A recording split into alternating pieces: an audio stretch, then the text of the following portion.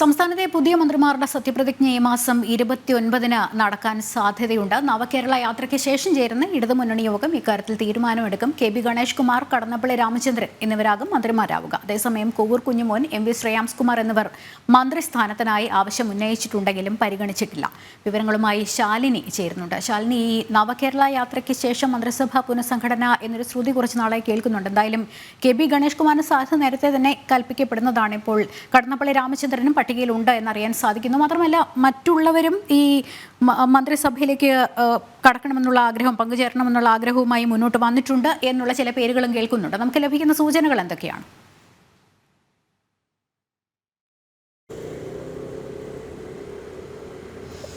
ലക്ഷ്മി സൂചിപ്പിച്ചതുപോലെ തന്നെയാണ് ഇടതുമുന്നണി യോഗം നിർണായകമാണ്. പ്രത്യേകിച്ച് നവകേരള സദസ്സിന് ശേഷം ഔദ്യോഗികമായ ഒരു പ്രഖ്യാപനം ഉണ്ടായാൽ മതി എന്നുള്ളതായിരുന്നു കഴിഞ്ഞ ദിവസങ്ങളൊക്കെ ചേർന്ന് ഇടതുമുന്നണി യോഗത്തിന്റെ പ്രധാനപ്പെട്ട തീരുമാനവും. അത്തരത്തിൽ തന്നെയാണ് 23-ാം തീയതി തലസ്ഥാന ജില്ലയിൽ തിരുവനന്തപുരത്ത് നവകേരള സദസ്സിന് സമാപനം കുറിക്കുന്നു. 24-ാം തീയതി ഔദ്യോഗികമായി ഇടതുമുന്നണി യോഗം ചേരുകയാണ്. ഈ യോഗത്തിൽ ഒരു അന്തിമ തീരുമാനം, പ്രഖ്യാപനം ഉണ്ടാകും എന്നുള്ളതാണ് നമുക്കിപ്പോൾ മനസ്സിലാകുന്നത്. നിലവിൽ ധാരണയായിട്ടുണ്ട് എന്നുള്ളതാണ്. 2.5 വർഷം, അതായത് രണ്ടാം പിണറായി സർക്കാർ അധികാരത്തിലേറുമ്പോൾ എടുത്ത ഒരു തീരുമാനം, ആ തീരുമാനം നടപ്പിലാക്കാൻ സർക്കാർ ഒരുങ്ങുകയാണ്. 2 പുതിയ മന്ത്രിമാരെ മന്ത്രിസഭയിൽ ഉൾപ്പെടുത്തിക്കൊണ്ട് പഴയ 2 പേരെ പിൻവലിക്കാനുള്ള നടപടിയിലേക്കാണ് സർക്കാർ കടക്കാൻ പോകുന്നത് എന്നുള്ളതാണ് നമ്മൾ മനസ്സിലാക്കുന്നത്. കോവൂർ കുഞ്ഞുമോനും ഒപ്പം തന്നെ എം വി ശ്രേയാംസ്കുമാർ ഉൾപ്പെടെയുള്ളവർ ഈ ഒരു മന്ത്രിസ്ഥാനത്തിന് വേണ്ടി മുൻപ് ആവശ്യങ്ങൾ ഉന്നയിച്ചിരുന്നു. പക്ഷേ ആവശ്യങ്ങളൊക്കെ തന്നെ തിരസ്കരിച്ചിട്ടുണ്ട് ഇടതുമുന്നണി എന്നുള്ളതാണ് ഈ ഘട്ടത്തിൽ നമുക്ക് മനസ്സിലാക്കാൻ സാധിക്കുന്നത്. അതേസമയം തന്നെ പുതിയ മന്ത്രിമാരായി കെ ബി ഗണേഷ് കുമാറും ഒപ്പം തന്നെ കടന്നപ്പള്ളി രാമചന്ദ്രനും മന്ത്രിസഭയിലേക്ക് എത്തും എന്നുള്ള സൂചനകളും സാധ്യതകളുമാണ് ഈ ഘട്ടത്തിൽ നമുക്ക് മനസ്സിലാകുന്നത്. പ്രത്യേകിച്ച് 24-ാം തീയതിയുടെ കൂടി ഇടതുമുന്നണി യോഗം ചേരും. ഔദ്യോഗികമായ ഒരു പ്രഖ്യാപനം വരും. അതിനുശേഷം 29-നോ 30-നോ ഔദ്യോഗിക സത്യപ്രതിജ്ഞയ്ക്കുള്ള നടപടികളിലേക്കാണ് കടക്കാൻ പോകുന്നത് എന്നുള്ളതാണ് നമുക്ക് സൂചനകൾ ലഭിച്ചിട്ടുള്ളത്. പ്രത്യേകിച്ച് ഇന്ന് ഗവർണർ ആരിഫ് മുഹമ്മദ് ഖാൻ ഡൽഹിക്ക് പോവുകയാണ്. വിവിധ സംസ്ഥാനങ്ങളിലെ വിവിധ പരിപാടികളിൽ പങ്കെടുത്ത ശേഷം അദ്ദേഹം 28-ാം തീയതിയോടുകൂടി തിരികെ തിരുവനന്തപുരം രാജ്ഭവനിൽ എത്തുന്നുണ്ട്. അതിനുശേഷമായിരിക്കും ഈ ഒരു സത്യപ്രതിജ്ഞ ചടങ്ങുകൾ നടക്കാൻ പോകുക. നിലവിൽ ഔദ്യോഗികമായൊരു കത്തോ മറ്റ് നടപടികളോ ഒന്നും തന്നെ സർക്കാരിന്റെ ഭാഗത്തു നിന്ന് രാജ്ഭവനിലേക്ക് എത്തിയിട്ടില്ല. പക്ഷെ അത്തരത്തിൽ ഏതെങ്കിലും തരത്തിലുള്ള നടപടികൾ സർക്കാർ സംവിധാനങ്ങൾ സ്വീകരിക്കുകയാണെങ്കിൽ അതിന് സമാന്തരമായി തന്നെ നടപടികൾ വേഗത്തിലാക്കാൻ രാജ്ഭവന് ഉദ്യോഗസ്ഥർക്കും രാജ്ഭവനിലെ ജീവനക്കാർക്കും ഗവർണർ നിർദ്ദേശവും നൽകിയിട്ടുണ്ട്. അങ്ങനെയാണെങ്കിൽ തന്നെ 29-ഓ 30-ഓ തീയതികളിൽ രാജ്ഭവനിൽ വെച്ച് തന്നെയായിരിക്കും സത്യപ്രതിജ്ഞാ ചടങ്ങുകൾ നടക്കാൻ പോവുക എന്നുള്ളതാണ് നമ്മൾ മനസ്സിലാക്കുന്നത്. പ്രത്യേകിച്ച് ഏറെ വിവാദമായിരുന്നു. വലിയ രീതിയിലുള്ള ചർച്ചകൾ, വാഗ്വാദങ്ങൾ, പൊട്ടിത്തെറിയൊക്കെ തന്നെ ഇടതുമുന്നണിയിൽ ഉണ്ടായിരുന്നു. പ്രത്യേകിച്ച് കോവൂർ കുഞ്ഞുമോൻ ഈ ഒരു ആവശ്യമായി മന്ത്രിസ്ഥാനം വേണം എന്നൊരു ആവശ്യം ഉന്നയിച്ചുകൊണ്ട് രംഗത്ത് വരുന്നു. എം വി ശ്രേയാംസ്കുമാർ സമാന്തരമായി തന്നെ ആവശ്യം ഉന്നയിച്ച് വരുന്നു. ഇവരെയൊക്കെ തന്നെ അനുനയിപ്പിക്കാനുള്ള ഒരു നീക്കം അത് LDF-നുള്ളിൽ, ഇടതുമുന്നണിക്കുള്ളിൽ വലിയ രീതിയിൽ ചർച്ചയായി നടക്കുകയും ചെയ്യുന്നു. എന്തായാലും ഔദ്യോഗികമായൊരു തീരുമാനം വരികയാണ്. എന്തായാലും ഏത് വകുപ്പുകളായിരിക്കും ഇനി പുതിയ മന്ത്രിമാർക്ക് നൽകാൻ പോവുക എന്നുള്ളതാണ് അറിയേണ്ടത്. പ്രത്യേകിച്ച് തുറമുഖ മന്ത്രി അഹമ്മദ് ദേവർകോവിൽ, ഗതാഗത മന്ത്രി ആന്റണി രാജു എന്നിവരാണ് 2.5 വർഷം പൂർത്തിയാക്കി, ടേം പൂർത്തിയാക്കി മാറാൻ പോകുന്നതായിട്ടുള്ള സൂചനകൾ വരുന്നത്. ഈ ഘട്ടത്തിൽ ഈ വകുപ്പുകൾ തന്നെ വരുന്ന മന്ത്രിമാർക്ക് നൽകുകയാണോ അതോ മറ്റേതെങ്കിലും തരത്തിലൊരു പൊളിച്ചെഴുത്ത് മന്ത്രിസഭയ്ക്കുള്ളിൽ ഉണ്ടാകുമോ എന്നുള്ളത് വരും ദിവസങ്ങളിൽ മാത്രമേ അറിയാൻ സാധിക്കുകയുള്ളൂ. എന്തായാലും അതൊരു സസ്പെൻസായി ഇടതുമുന്നണി നിർത്തുകയാണ്. അതേസമയം തന്നെ ഗതാഗത വകുപ്പ് വേണമെന്നുള്ളൊരു ആവശ്യം ഒരു ഭാഗത്ത് കെ ബി ഗണേഷ് കുമാർ ആവശ്യം ഉന്നയിക്കുന്നുണ്ട്. മറുഭാഗത്ത് തുറമുഖ വകുപ്പ് കടന്നപ്പള്ളി രാമചന്ദ്രന് നൽകുന്നതിൽ വലിയ രീതിയിലുള്ള അസ്വാരസ്യങ്ങൾ ഒരു ഭാഗത്ത് നിലനിൽക്കുകയും ചെയ്യുന്നുണ്ട്. എന്തായാലും അതിലൊരു അന്തിമ തീരുമാനം എങ്ങനെയായിരിക്കും, ഒപ്പം തന്നെ ക്ലൈമാക്സ് ഏത് രീതിയിലായിരിക്കും എന്നുള്ളത് 24-ന് ശേഷം മാത്രം, അല്ലെങ്കിൽ 24-നോ 24-ന് ശേഷം മാത്രമായിരിക്കും ഔദ്യോഗികമായ ഒരു പ്രഖ്യാപനം ഇടതുമുന്നണിയുടെ ഭാഗത്ത് നിന്ന് ഉണ്ടാവുക. 2.5 വർഷത്തെ ഒരു കാലാവധി സംബന്ധിച്ചുകൊണ്ടാണ് നിലവിൽ നമുക്ക് ഈ ലഭിക്കുന്ന ഉറപ്പുള്ള സൂചനകൾ എന്നാണ് മനസ്സിലാക്കേണ്ടത്. പക്ഷേ ഈ പാർട്ടിയിലെ നിലവിലെ സമവാക്യങ്ങൾ, ഒപ്പം തന്നെ രാഷ്ട്രീയ സംഭവ വികാസങ്ങളൊക്കെ കണക്കിലെടുത്തിട്ടായിരിക്കുമല്ലോ അല്ലേ ഒരു അന്തിമ തീരുമാനത്തിലേക്ക് എത്തുക എന്നാണ് മനസ്സിലാക്കേണ്ടത്. മാത്രമല്ല, ആരോഗ്യമന്ത്രിയുടെ ഒരു സ്ഥാനം സംബന്ധിച്ചും ചില ശ്രുതികളൊക്കെ ഇങ്ങനെ കേട്ടിരുന്നു.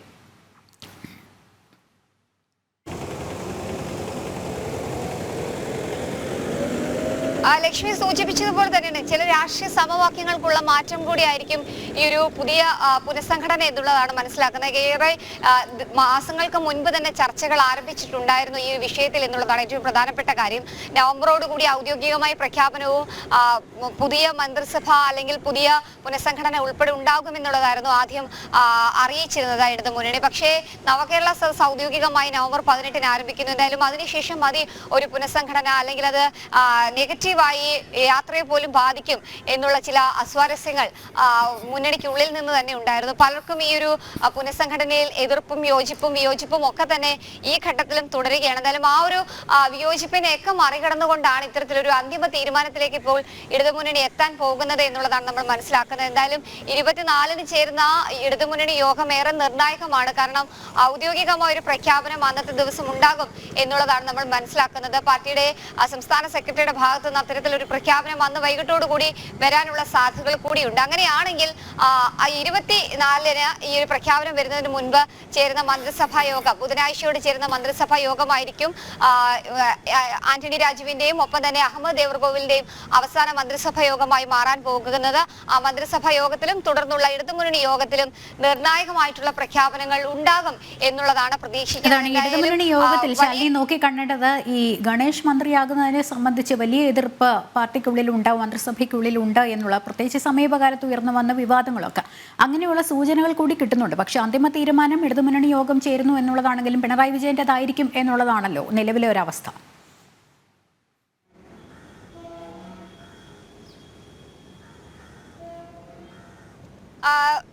ലക്ഷ്മി, അത്തരത്തിൽ തന്നെയാണ്. കാരണം അന്തിമമായ ഒരു തീരുമാനം അത് മുഖ്യമന്ത്രിയുടെ ഭാഗത്തു നിന്നാണ്. അതുകൊണ്ട് തന്നെയാണ് ഞാൻ പറഞ്ഞത് ഈ ഒരു മന്ത്രിസഭാ യോഗവും ഏറെ നിർണായകമാണ് എന്നുള്ളത്. കാരണം മന്ത്രിസഭാ യോഗത്തിന് ശേഷമായിരിക്കും ഈ ഒരു മറ്റ് ഇടതുമുന്നണി യോഗം ഉൾപ്പെടെ ചേരാൻ പോകുന്നത്. ആ യോഗത്തിൽ ഒരു ഔദ്യോഗികമായിട്ടുള്ള പ്രഖ്യാപനം വരികയും ചെയ്യും. എന്തായാലും ലക്ഷ്മി സൂചിപ്പിച്ചതുപോലെ തന്നെ KB ഗണേഷ് കുമാർ മന്ത്രിസ്ഥാനത്തേക്ക് വരുന്നത് നിലവിലെ സാഹചര്യത്തിൽ, പ്രത്യേകിച്ച് വലിയ രീതിയിലുള്ള വിവാദങ്ങൾ, കേസുകൾ, വിമർശനങ്ങളൊക്കെ തന്നെ ഒരു ഭാഗത്ത് നിൽക്കുന്നു.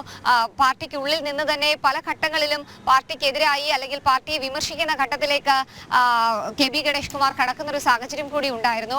വലിയ രീതിയിലുള്ള പൊട്ടിത്തെറികൾ, വലിയ രീതിയിലുള്ള വിമർശനങ്ങൾ പാർട്ടിക്ക് നേരെയും മന്ത്രിമാർക്ക് നേരെയും വകുപ്പുകൾക്ക് നേരെയും KB ഗണേഷ് കുമാറിന്റെ ഭാഗത്ത് നിന്ന് ഉൾപ്പെടെ ഉണ്ടാകുന്ന ഒരു സാഹചര്യമുണ്ട്. ആ ഘട്ടത്തിൽ ഒരു മന്ത്രിസ്ഥാനം അദ്ദേഹത്തിന് നൽകണമോ എന്നൊരു ചോദ്യം അത് പാർട്ടിക്കുള്ളിൽ തന്നെ ഒരു വിഭാഗം ചോദിക്കുകയും ചെയ്തിട്ടുണ്ട്. എന്തായാലും അത്തരത്തിൽ എന്തെങ്കിലും ചോദ്യമായിരിക്കുമോ, അതോ ഒരു പുതിയ പ്രതിനിധി വരുമോ, അതോ അവർ ആദ്യഘട്ടത്തിൽ എടുത്ത തീരുമാനം പോലെ തന്നെ, അതായത് 2.5 വർഷത്തിന് ശേഷം ടേം മാറി പുതിയ 2 മന്ത്രിമാർക്ക് അവസരം നൽകും എന്നുള്ള ആ ഒരു ഘട്ടത്തിലേക്ക് തന്നെ CPM കടക്കുകയാണ് എന്നുള്ളത് എന്തായാലും ഈ LDFന്റെ യോഗത്തിന് ശേഷം മാത്രമായിരിക്കും നമുക്ക് അറിയാൻ സാധിക്കുക. എന്തായാലും ഔദ്യോഗികമായി അനൌദ്യോഗികമായി ഒക്കെ തന്നെ സൂചനകളും സാധ്യതകളും തെളിയുകയാണ്. KB ഗണേഷ് കുമാർ MLA-യും ഒപ്പം തന്നെ കടന്നപ്പള്ളി രാമചന്ദ്രൻ MLA-യും പുതിയ മന്ത്രിസഭയിലേക്ക്, പുനഃസംഘടനയിലൂടെ മന്ത്രിസഭയിലേക്ക് എത്താൻ പോകുന്നു എന്നുള്ളതാണ്. എന്തായാലും നവകേരള സദസ് തിരുവനന്തപുരത്ത് 23-ന് അവസാനിക്കുന്നു. ഒപ്പം തന്നെ എറണാകുളം ജില്ലയിൽ മാറ്റിവെച്ചിട്ടുള്ള നവകേരള സദസ്